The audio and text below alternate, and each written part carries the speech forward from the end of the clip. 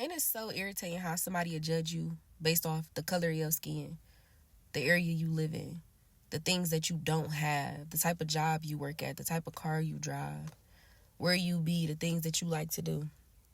It's crazy, right? It's annoying. But it's even crazier that that's what you do to Jesus. Let's get this daily bread, y'all.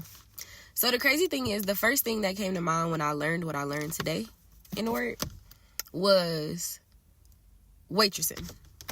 So I've waitressed off and on for maybe 11 years, right? And one consistent factor in waitressing is that when some high or real like young black people walk in, every waitress do not want that table. You don't want to serve them. You do not want to take them, because either they're not going to tip well, or they're going to be doing too much. It's going to be an annoying table to serve. That's the assumption that every waitress has when those type of people walk in the door, right? Living now, different people believe different things. Some people have never picked up a Bible, a Quran, a nothing. Haven't done any type of studying at all. But they'll watch a video on social media, or they'll hear something that someone else says, and then just immediately assume, well, that must just be what it is, and take that and run with it. I've had so many times people have quoted scriptures at me that are nowhere in the Bible, and I'll be like, where did you get this from? And they'll be like, I don't know, I heard such and such. And I'll ask, like, have you ever read the Bible? And they'll be like, no. But they're basing decisions in their whole life based off of what someone else said. And that's what was happening in John chapter 7, verses, where we at, 22 through 44. So a lot of division was happening. Just like today, it's no different from how it was in the Bible. Okay? So now we get down to verses 45 through 53. Now we closing out chapters 7. We about to be done with it. And the chief priests, they send the temple guards, like, go get him, go arrest him, go get him up out of there. We tired of this. He causing too much commotion still. Like, it's time to kill him. So they go get Jesus, and when they go, they hear him. They experience him for themselves, and they like, hold on.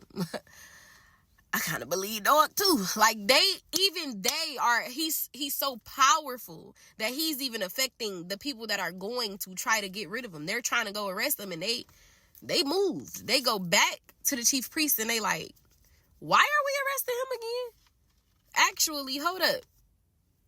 He making a lot of sense, and he got proof to back it up. We didn't arrest him because we don't want to. So now the guards, they literally like, we've never heard a man speak like him. We've never experienced nothing like this before. We can't even do it. And the chief priests and the Pharisee leaders, they like, he done got y'all too? Like, what is going on? So literally in verse 38, Jesus says, he that believeth on me, as the scripture hath said, out of his belly shall flow rivers of living water. You have to get to know Jesus for yourself, okay? You can't take nobody's word for who he is. Don't decide like, nah, I don't really want to get into all of that religion stuff. Jesus isn't religious. That's the thing. You can have a spiritual relationship with Jesus Christ for yourself if you find out about him for yourself, instead of taking what you hear someone else telling you. So overall, this lesson is telling us the saying that says, don't judge a book by its cover. The same way you don't want nobody as a black person to be assuming like, oh, you ghetto and you about to come rob me and you do all of these terrible things just because you black, and that's a stereotype and you don't want to be viewed that way. The same way a person that's Caucasian doesn't want to be looked at like they're automatically racist just because they're white.